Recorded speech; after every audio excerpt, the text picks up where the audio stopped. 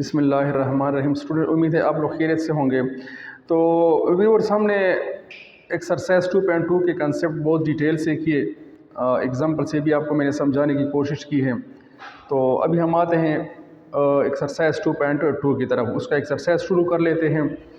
तो उम्मीद है आप लोगों को इसमें आसानी होगी अगर आप लोगों ने इसके कंसेप्ट के जो वेल्यूज़ हैं उसको सही तरह देखा हो। ठीक है, तो पहला जो क्वेश्चन है हमारे पास हो, हमें ए दिया गया है, स्क्वायर मैट्रिक्स है, तो हमसे ये कोफैक्टर मांग रहे हैं A11, A21, A23, A31, A32 और A33, और आखिर में हमसे मांगा है इसी ऊपर वाले मैट्रिक्स का डिटर्मिनेंट्स भी हमसे मांगा है। तो स्टूडेंट्स, पहले जो कोफैक्टर इन्होंने मांगे हैं, कोफैक्टर का हमारे पास फार्मूला किया है वो हमने पहले भी डिस्कस किया है कि Aij which is equal to -1 raise to power I plus j और Mij। स्टूडेंट, इसमें दो पार्ट से मैंने पूरे डिटेल से इसको आपको समझाए हैं। बहरहाल आप दोबारा इसको देखिए। आप यहाँ पर जो सब्सक्रिप्ट I J I है उनका सम अगर even हुआ तो इसमें देखिए 1 + 1 से even आता है, इसी तरह 3 + 1 से even आता है, 3 + 3 से even आते हैं। तो ऐसी सूरत में फिर क्या हो जाते हैं, कोफैक्टर और माइनर आपस में बराबर हो जाते हैं। ठीक है ना। अगर सब्सक्रिप्ट का सम ऑड नंबर आ जाता है तो फिर क्या हो जाता है, ऐसी सूरत में कोफैक्टर फिर किसी नेगेटिव ऑफ माइनर के बराबर हो जाता है, माइनर का नेगेटिव बन जाता है। तो चलो हम इसको स्टेप वाइज कर लेते हैं, एक दो पार्ट में आपको स्टेप वाइज इसकी करवा लेता हूँ। तो देखिए, अच्छा पहले हम A11 मालूम करते हैं। तो स्टूडेंट, इसी रूल के अंदर आप क्या करें, I की जगह 1 लगाए और J की जगह भी 1 लगाए। तो इधर 1 1 लगा ले तो इधर भी 1 1 और इधर भी 1 1 यही आएंगे। -1 रेज़ टू पावर 1 + 1 और M1 1 which is equal to -1 के ऊपर 1 + 1 से 2 आता है और M1 1। मैंने स्टूडेंट आपको बता दिया था कि अगर यहाँ पर सब्सक्रिप्ट का सम जो है ना वो इवन नंबर आ जाए तो ऐसी सूरत में फिर क्या हो जाता है, इससे आ जाता है प्लस और ये M1। तो ऐसी सूरत में फिर कोफैक्टर और माइनर फिर क्या हो जाते हैं, बराबर हो जाते हैं। लिहाजा A11 which is equal to M11 और दिस इज़ इक्वल टू, और M11 का मतलब क्या होता है कि फर्स्ट रो और फर्स्ट कॉलम को क्या करेंगे, इससे एक्सक्लूड करेंगे। ये फर्स्ट रो है, ये फर्स्ट कॉलम है, इसके अलावा हमारे पास 2 0 और 0 -2 रह जाएंगे। तो क्रॉस मल्टीप्लिकेशन इसके बाद कर लेते हैं, इससे आ जाएगा -4 -0 विच इज़ इक्वल टू -4। तो कोफैक्टर हमारे पास A11 जो था किसके बराबर आ गया, -4 के बराबर आ गया है। तो ये हमारा एक कोफैक्टर हो गया। ठीक है ना। अब हम आते हैं दूसरे की तरफ हो, A21 की तरफ हो। तो देखिए, A21 which is equal to -1 raise to power 2 + 1 और M2 1, this is equal to -1 cube और M2 1। So A21 which is equal to -M2 1। देखिए, नेगेटिव साइन के ऊपर 8 नंबर आए हैं तो नेगेटिव साइन माइनस जब 3 मरतबा मल्टीप्लाई हो जाए तो minus minus plus, plus minus से फिर माइनस आ जाता है। ठीक है ना। So this is equal to minus, इसी तरह हम लिखेंगे 21 का मतलब कि सेकंड रो फर्स्ट कॉलम के अलावा, ये सेकंड रो है, ये फर्स्ट कॉलम है। तो सेकंड रो फर्स्ट कॉलम के अलावा 3 1, सेकंड रो और फर्स्ट कॉलम के अलावा 3 1 0 -2, 3 1 0 -2। तो हमारे पास A21 जो कोफैक्टर है वो कुछ इस तरह आ रहा है कि -() -6 -0 -() और A21 which is equal to +6 आ जाएगा। ये हमारे पास हो गया दूसरा कोफैक्टर। और सिमिलरली स्टूडेंट, आप इसको 2 3 3 1 सबको इसी तरह करते हैं। हम आखिर में A33 को कर लेता हूँ, बाकी जो है इस पे आप खुद काम करें, इंशाल्लाह कोई मसला नहीं होगा, आसान है। A33 which is equal to -1 raise to power 3 + 3 और M33। तो A33 which is equal to -1 के ऊपर 6 आ रहा है और M33, तो नेगेटिव बेस है, ऊपर इवन पावर है, माइनस ख़त्म हो जाएगा और हमारे पास रह जाएगा M33। सो A33 M33 के बराबर होगा, और M33 का मतलब क्या है कि थर्ड रो और थर्ड कॉलम के अलावा, तो 1 3 1 3 और -1 2 इसको मल्टीप्लाई ये इसकी क्रॉस मल्टीप्लिकेशन करें तो 2 1s are 2 माइनस इंटू -3 और a33 हमारे पास रह जाएगा 2 + 3 which is equal to 5। So a33 will become 5, ये इसके बराबर है। ठीक है ना, ये इसका आंसर हो गया। अब स्टूडेंट हम आ जाते हैं इसका जो आखिर पार्ट है डिटरमिनेंट्स ऑफ a, तो यहाँ पर आप इसको देखिए determinants of A which is equal to जो मैट्रिक्स इन्होंने हमें दिया है 1 3 1 और इसी तरह -1 2 0 और 2 0 2 0 -2। तो स्टूडेंट हम इसको क्या करते हैं, एक्सपेंड करते हैं विद रिस्पेक्ट टू R1। बहुत ज़्यादा काम प्रीवियस वीडियो में इस पे हुआ है। सो आप देखिए a11 plus a12 with respect to R1 इसको एक्सपेंड कर रहे हैं और a13 so this is equal to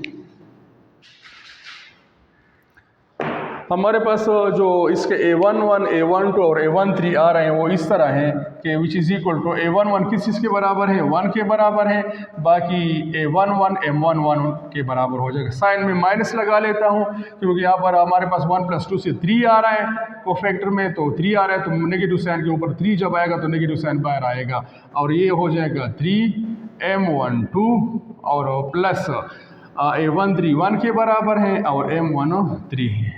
so determinants of A which is equal to 1 into, अब 1 1 का क्या मतलब है, फर्स्ट रो फर्स्ट कॉलम के अलावा, ये फर्स्ट रो है स्टूडेंट और ये फर्स्ट कॉलम है, तो इसके अलावा रह जाएगा 2 0 और 0 -2 -3। इसी तरह 1 2 से क्या हम मुराद ले लेते हैं, फर्स्ट रो सेकंड कॉलम के अलावा, फर्स्ट रो ये सेकंड कॉलम ये -1 0 2 -2 -1 0 2 -2 और आखिर में +1 इंटू फर्स्ट 1 3 है तो फर्स्ट रो थर्ड कॉलम -1 2 और 2 0।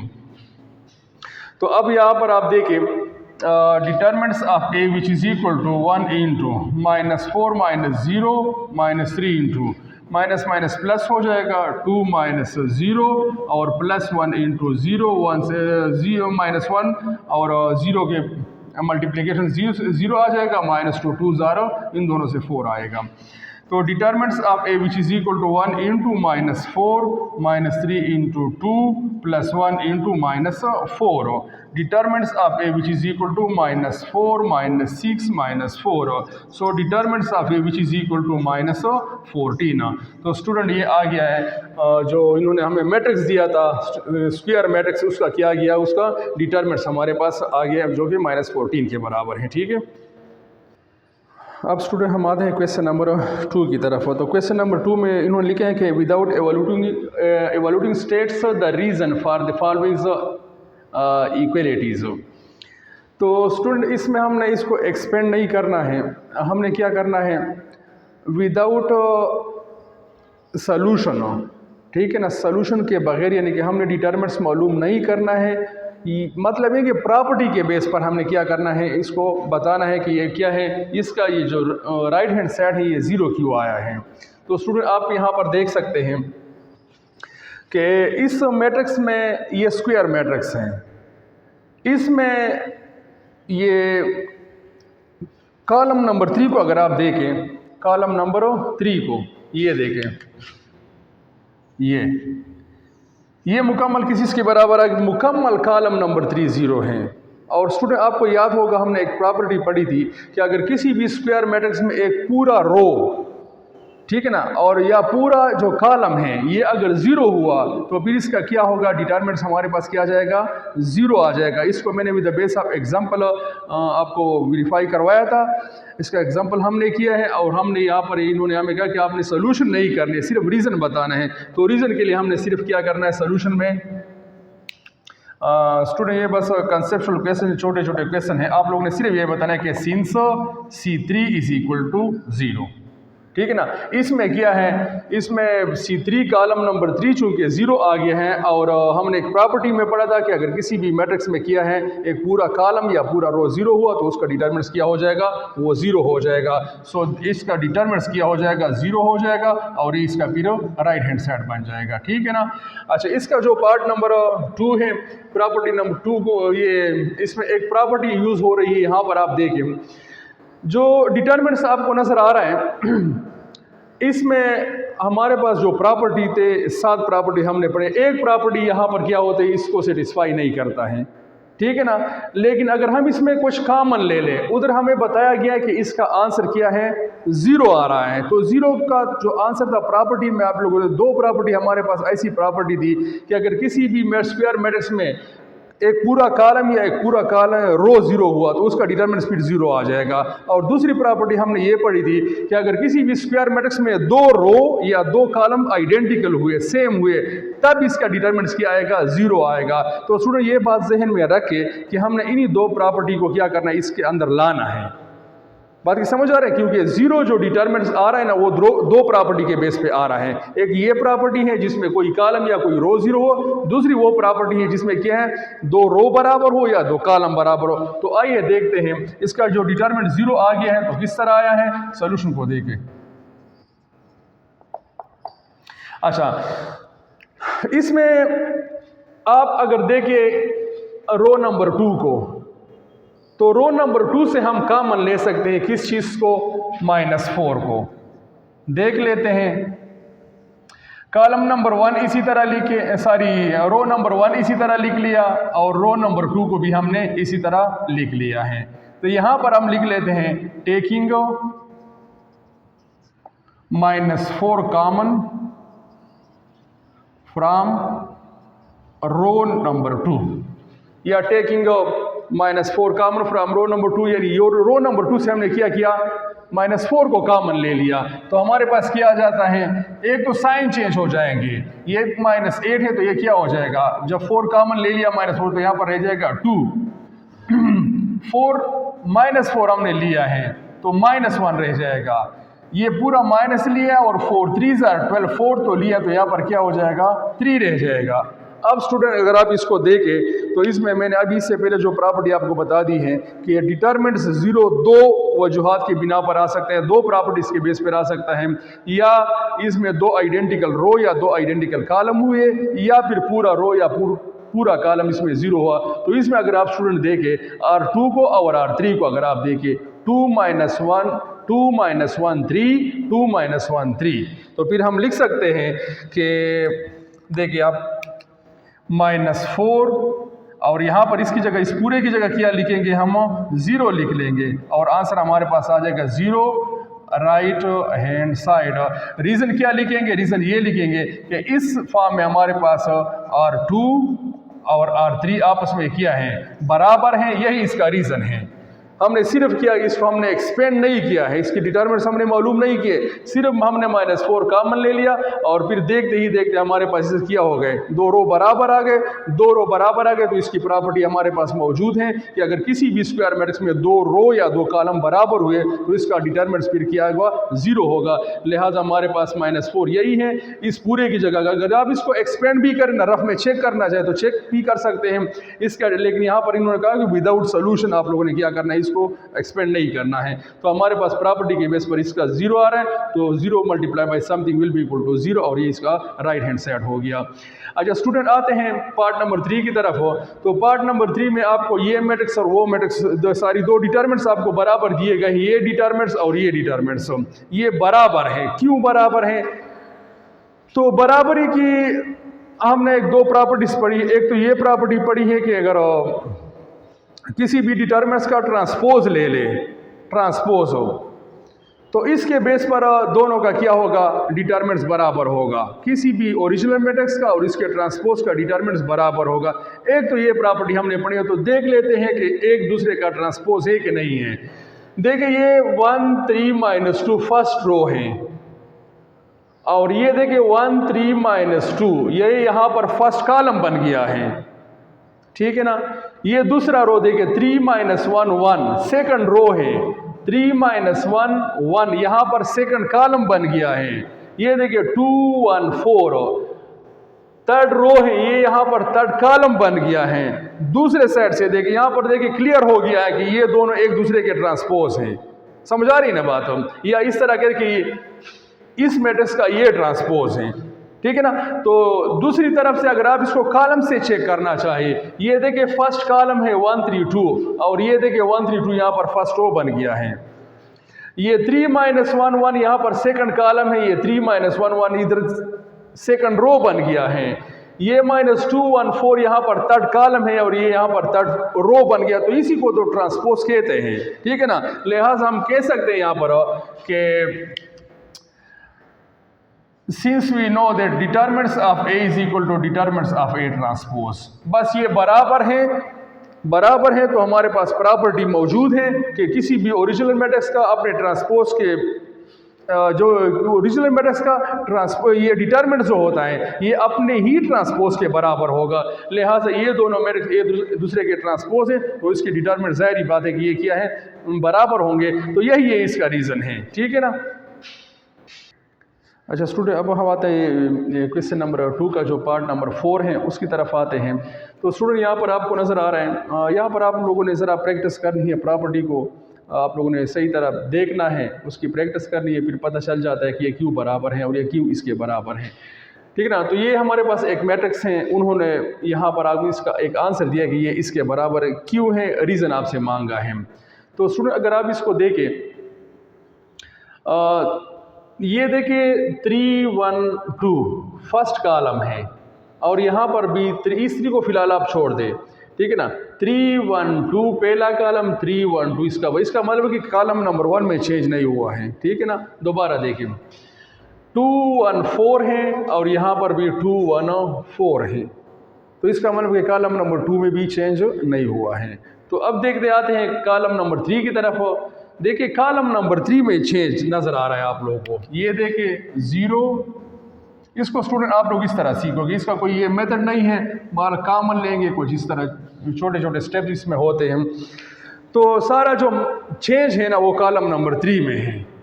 अब हमने इस कॉलम को इस फॉर्म में कन्वर्ट कर लेना है, तो बस बहुत सिंपल सी बात है। यहाँ पर आप लिख लें कि टेकिंग, या for example first of all left hand side ले लें। लेफ्ट साइड क्या है हमारे पास 3 2 0 और इसके बाद है 1 1 माइनस 3 और 2 4 माइनस 6। तो यहाँ पर लिखे आपको taking minus 3 common from C3 से हम कॉमन ले सकते। माइनस 3 तो देखिए इसमें कॉमन नहीं ले सकते, इसमें नहीं ले सकते, लेकिन इसमें ले सकते हैं। तो जब हम लेंगे माइनस 3 कॉमन, तो अब फिर आप फॉर्म को देखिए, मैंने यहाँ पर लिखा है कॉलम नंबर 3 से ले रहे हैं, लिहाजा कॉलम नंबर 1 को इसी तरह लिखे, कॉलम नंबर 2 को इसी तरह लिखे, और कॉलम नंबर 3 से हम माइनस 3 कॉमन लें तो 0 0 ही होगा, ये हो जाएगा +1 और ये हो जाएगा क्या +2 हो जाएगा। तो अब स्टूडेंट आप इस फॉर्म को देखें और आप इस फॉर्म को देखिए, ये बिल्कुल एक जैसा आ गया। तो हम लिख सकते हैं which is equal to the right hand side. तो लेफ्ट हमने लिया था, इससे राइट आ गया। किस तरह आ गया? सिर्फ एक स्टेप से आ गया, जब हमने कॉलम नंबर 3 से किया लिया -3 कॉमन ले लिया। अच्छा स्टूडेंट आते हैं पार्ट नंबर 5 की तरफ हो। तो पार्ट नंबर 5 में आप ज़रा देखें ये हमारे पास एक डिटरमिनेंट फॉर्म, इससे हमने ये रिजल्ट लाना है। तो इसमें हमें बाहर क्या नज़र आता है, यहाँ पर राइट हैंड साइड पर हमें बाहर माइनस नज़र आता है। और स्टूडेंट प्रॉपर्टी को अगर आप जहन में रखें तो एक प्रॉपर्टी हमने पढ़ी थी कि अगर किसी भी स्क्वायर मैट्रिक्स में 2 रो या 2 कॉलम्स की जगहों को चेंज करें, ठीक है, तो जो रिजल्टेंट मैट्रिक्स का डिटरमिनेंट आएगा ना वो ओरिजिनल का नेगेटिव आएगा। सही है। तो अब आप देखें, अब हम ज़रा इसको चेक कर दें कि चेंज कहाँ पर आया है। 1 0 -1 फर्स्ट रो, 1 0 -1 फर्स्ट रो, ये तो बराबर है, ठीक है ना। अब आप देखें चेंज कहाँ पर आ गया, देखिए 3 2 1, ये यहाँ पर सेकंड रो है और इस मैट्रिक्स में क्या है, डिटरमिनेंट्स में क्या है 3 2 1, यहाँ पर थर्ड बना है। यहाँ पर देखिए 1 माइनस 1 0, यहाँ पर थर्ड रो है, लेकिन यहाँ पर क्या है, ये सेकंड रो है। तो बस बात क्लियर हो गई है, हमें रिजल्ट मिल गया है। हमें रिजल्ट किस तरह मिला है, तो हमने सिर्फ और सिर्फ ये करना है, रीज़न में ये लिखना है कि R2 interchange to R3, R2 3 लिखा जाता है। R2 3 मतलब है कि रो नंबर 2 और रो नंबर 3 की जगह चेंज हो गई है। या अगर आप इस तरह लिखना चाहें कि लेफ्ट हैंड साइड हम ले लेते हैं, left hand side, left side किया है 1 0 माइनस 1 और इसके बाद 3 2 1 और 1 माइनस 1 0, इसका थर्ड रो। अब नेगेटिव साइन आएगा, किस तरह आएगा, हमने रो नंबर 2 और रो नंबर 3, ये जो दो रो आपको नजर आ रही है, ये रो और ये जो दो रो है, इनकी जगहों को चेंज करना है, ठीक है ना। तो ये हमारे पास इस तरह हो जाएगा कि रो नंबर 1 को अपनी ही हालत में लिखे 1 0 माइनस 1, इसके बाद ये जो थर्ड रो है ये सेकंड रो की जगह पर आ जाएगा 1 माइनस 1 0, और जो सेकंड रो है थर्ड रो की जगह पर आ जाएगा 3 2 1। ये हमारे पास आ गया है राइट हैंड साइड और इंटरचेंज हो गए हैं। स्टूडेंट्स के लिए आप अब इसके बाद रो ऑपरेशन शुरू हो रहे हैं, वहाँ पर आप इसको फिर इंशाल्लाह क्लियर हो जाएंगे। इसके लिए रीज़न आप लिख सकते हो R2 3 भी लिख सकते हैं, और इस तरह भी लिख के R2 इंटरचेंज टू R3, ये दोनों रीज़न सही, ये भी सही है और ये भी सही है, ये दोनों हालत आप लिख सकते हो, ठीक है। हमने इसका रीज़न बताने के क्यों इसके बराबर आ रहा है, ठीक है ना।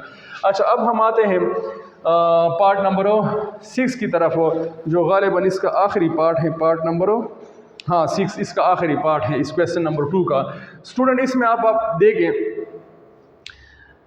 पहले ज़रा हम इसको कंपेयर कर लेते हैं कि चेंज कहाँ पर मौजूद है, ठीक है ना। तो देखिए 201, ये देखिए 201, इसका मतलब कि R1 में जो है ना चेंज नहीं है, ठीक है ना। अब दोबारा देखिए 312 और यहाँ पर 556, चेंज हमें मिल गया है, कहाँ पर है, R2 में है। अब जाते हैं ज़रा R3 को भी देख लेते हैं, 1 2 2 1 2 2। तो स्टूडेंट हमें पता चला कि हमने जो यहाँ पर जो देखना है, किस चीज़ को देखना है, सिर्फ दोनों R2 पे हमने नज़र रखनी है, ठीक है ना। कि चेंज हमें नज़र आ गया है, R2 में चेंज है, तो R2 यहाँ पर किया है, ये देखें 312 है और यहाँ पर किया है। स्टूडेंट ये बहुत ही इजी क्वेश्चन होती है, इसमें कोई ये प्लस माइनस अरिथमेटिक न इसमें ही होते हैं और न इसमें कोई बस प्रॉपर्टी को ज़रा जहन में रखना है। अच्छा, तो अब स्टूडेंट आप ज़रा देखें कि 3 से 5 बन गया है, 1 से 5 बन गया है, 2 से 6 बन गया है, ये बने किस तरह हैं, ठीक है ना।